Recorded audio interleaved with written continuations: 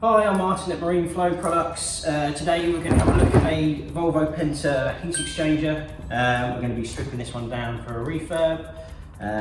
This one has been taken from a D6 370. They're all much the same across the range of D4s, D6s. You've got the heat exchanger end and the oil cooler end with the oil filter housing. Two end caps. One's a sort of Bakelite type plasticky product. The other end's brass. So we'll get into the strip down. Here we got basic tools we're going to need for the job. We've got a plastic mallet, a pair of mole grips, a couple of ratchet handles, an 8mm Allen key bit, and a couple of 6mm Allen key bits, and a screwdriver. First, I'm going to remove the just this drain bung here, plastic little item. It's got a little O-ring just on the end of it there, used to drain out the coolant from the system. As part of the refurb, we'll always put new ones in, so we'll get rid of that. Obviously, there's always going to be fluids left over in the in the cooler, so there'll be oil. No matter how much you try and drain it out, there'll always be a little bit left in that end. There'll always be a little bit of coolant left in them. So if you're going to do this at home, just make sure you've got a nice work area. I like to do it in a big tray so I don't lose anything and I catch any fluids on their way out.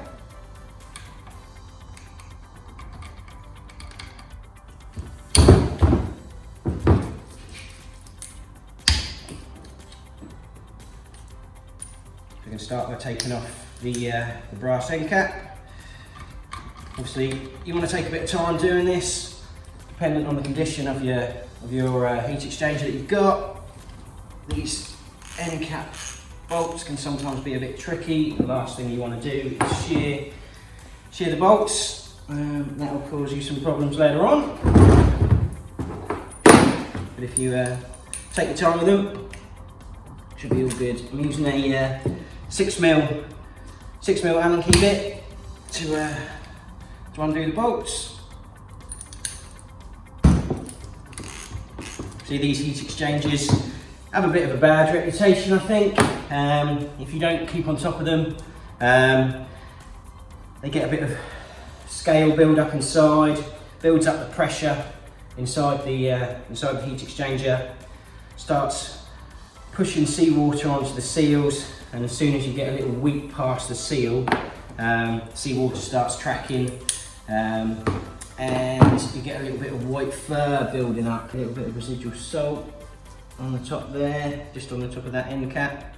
If we look through to the other end, on this end cap, quite often we see a white sort of fur building up around here, which can lead to this housing, the oil filter housing, starting to decay and ultimately ending in failure. Back on with the strip, just take the end cap off.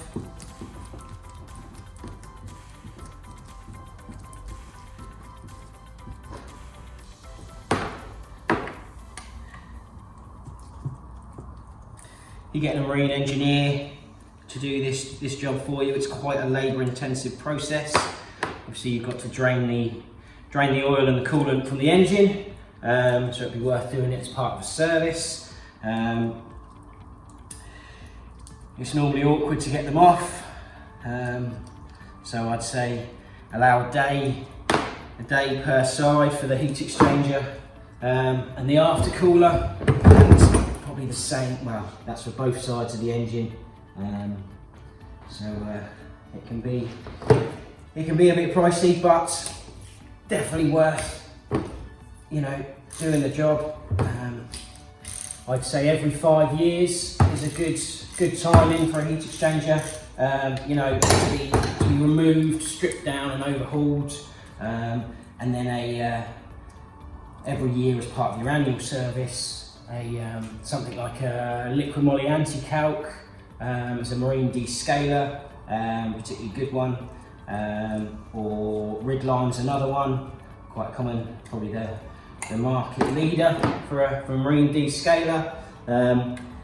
Doing a flush through the raw water system can just keep the build-up at bay, prevent that slight build-up in pressure in the system, and prolong the life of the heat exchanger.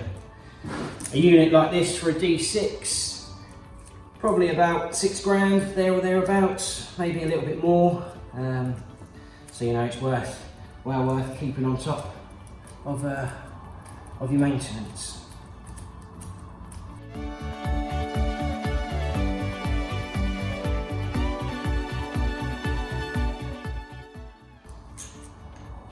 So we've got 13mm socket just for the end of the plastic or the Bakelite end cap there.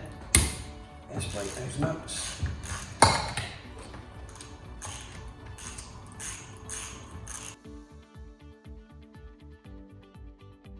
Alright, next up we're going to have a look at the filter housing. Held on with 1, 2, 3, 4, 5 Allen key bolts. Again, 6mm. So we'll strip that off next.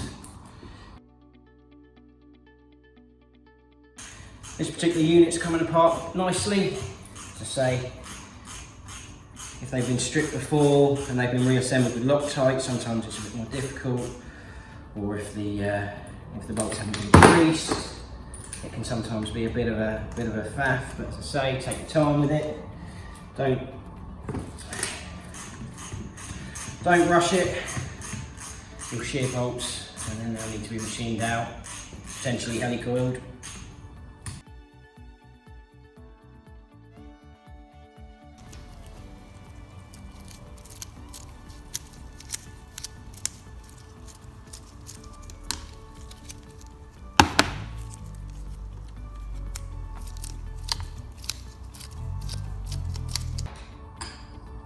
Right, that's all the bolts away. Just give it a gentle little prise, and away it goes. There you go, and you can see your sealing surfaces on the back. 5 O-rings, all looking pretty good shape, but obviously we'll replace those as part of the job. You see the salt build up behind. You'll never get in, you'll never see this when it's up and bolted in place. You start to get a little bit, you can just see on this one, a little bit of corrosion starting to set in. Obviously you've got your engine oil flowing through this, your pressure relief valves on the ends, and if this is to fail, this is the sort of weak point, this weak area here, this joint, you know, that can cause you real problems. Put that to one side.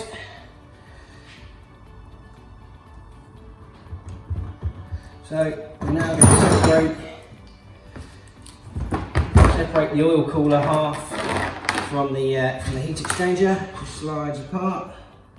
And what have we got here? Not quite sure where that's come from or how that's got into the system, but that was in there. Little bent piece of metal. Looks like someone maybe's used it to try and clean out some of the you know, tubes in the tube stack. Not really sure on that. Interesting to see. Okay, so there's the oil cooler. We'll put that to one side. One of the collars that separates the two halves of the heat exchanger.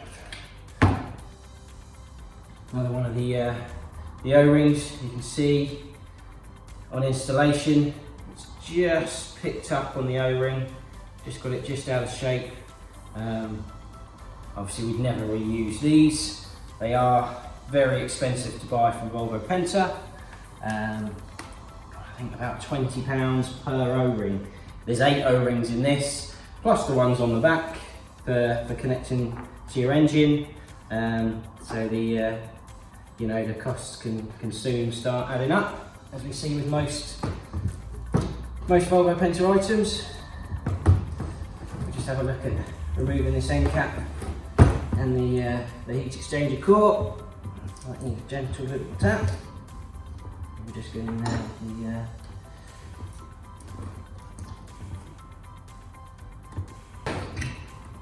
the go. As we said, residual oil coming out onto the tray. So we'll put that to one side. We'll remove that end cap in a little while.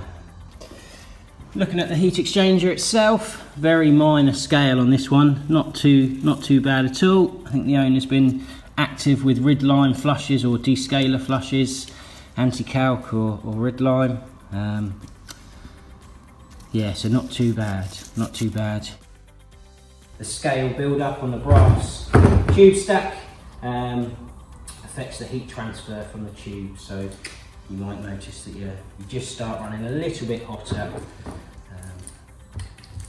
and need to go for a refurb. We just knocked this end cap off the other end. As you can see, you've got your anode plug in the bottom there, leftover anode, just sitting there. You see it all crumbles away. There's not a lot of life left in that whatsoever. Important to keep these anodes changed on an annual service. Set that to one side. Again, looking at the other end, you've got some debris, sea life and scale. You can see there's a bit of junk blocking the flow through the exchanger core. Just lose that O-ring off the end.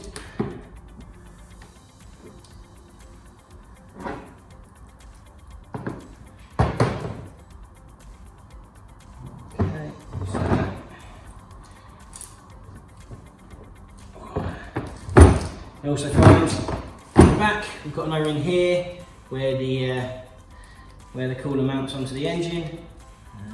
See again another O-ring in there, frightfully expensive from Volvo, which of course we'll replace as part of the job. Next up, we've got this securing bolt, goes from top to bottom, stops the core moving. So 8mm Allen key. We'll get that in there. It'll be quite tight. Look for an appropriate socket. There we go.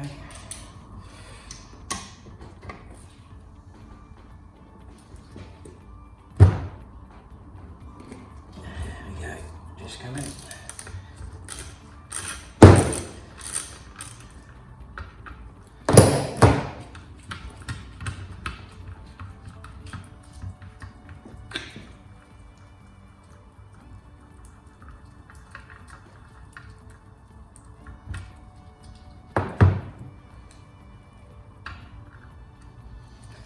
There is a washer on the end. It's a little Delty seal. Don't want to lose that or forget about it or leave it stuck in there. You see there's a bit of salt and crud build up inside the cavity for the bolt. Right. Next, take a rubber mallet. We'll tap it through. So I'm not putting too much pressure on, just enough to get the thing moving. See another one of the O-rings where they're sort of squashed in place. It's got a flat on it, and you can see some of the excess material on the O-ring. There you go at the other end. I'm just going to get in there with a screwdriver and just take the O-ring out of the way to stop any unnecessary restriction on getting the core out.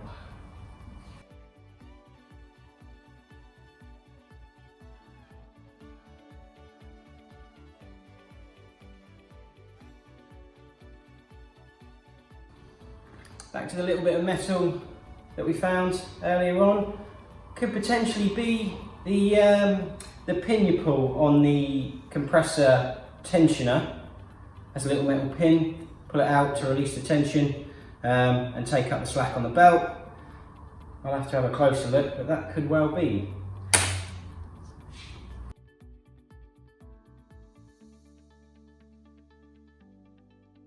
There we go. On its way. Right, a lot of muck inside this one.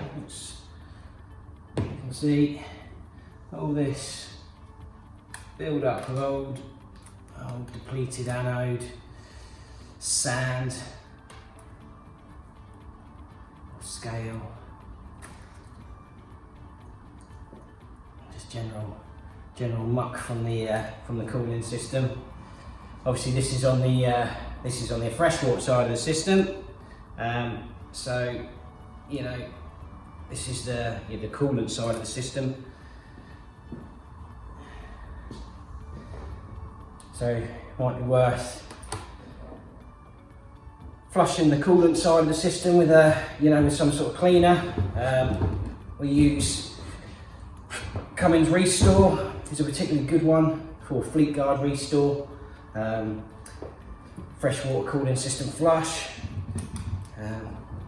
just to clean out any junk and muck, just to keep your vessel in tip-top shape.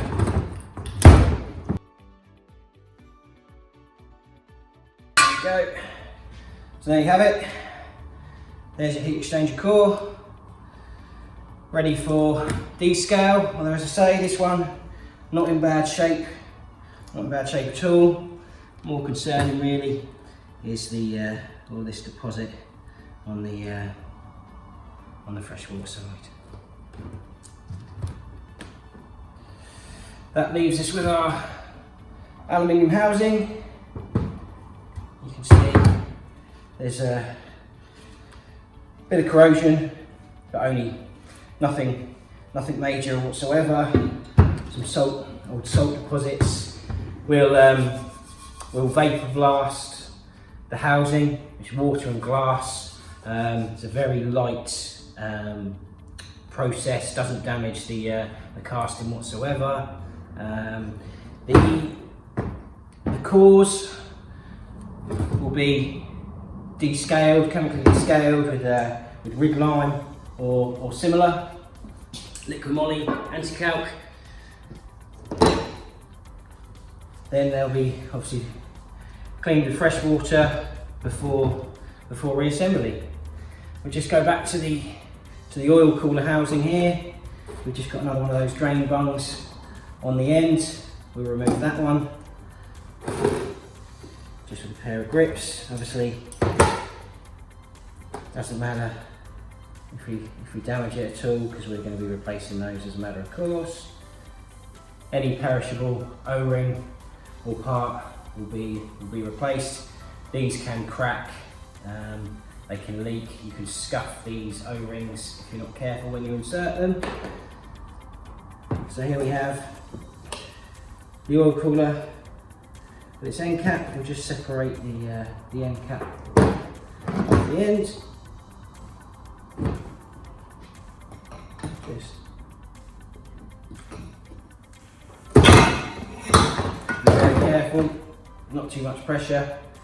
So some deposits, some old muck and crud left over in the system. Go for cleaning. So you can see the deposits on the end here.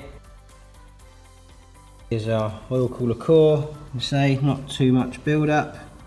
There is a little bit there, and some scale. See the core.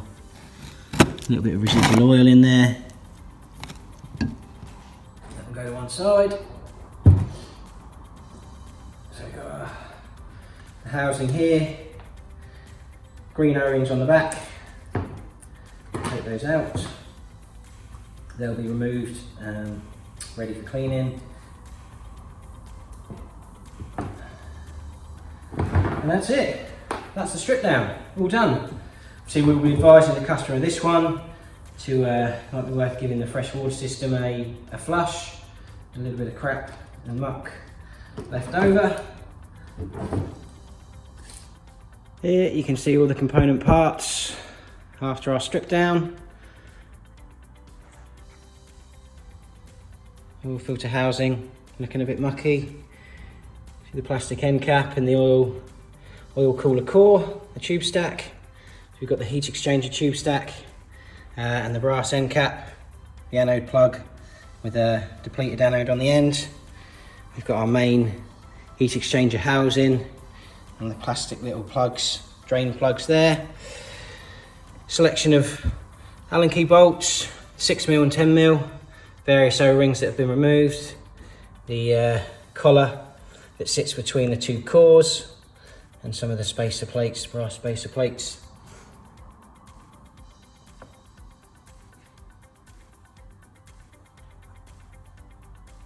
See, in the second part of the video, we'll be reassembling this with all new seals and rings. We'll be pressure testing as per the Volvo workshop manual. Thanks very much for watching. I hope it's been helpful. Any comments, stick them down below, and see you in the next one.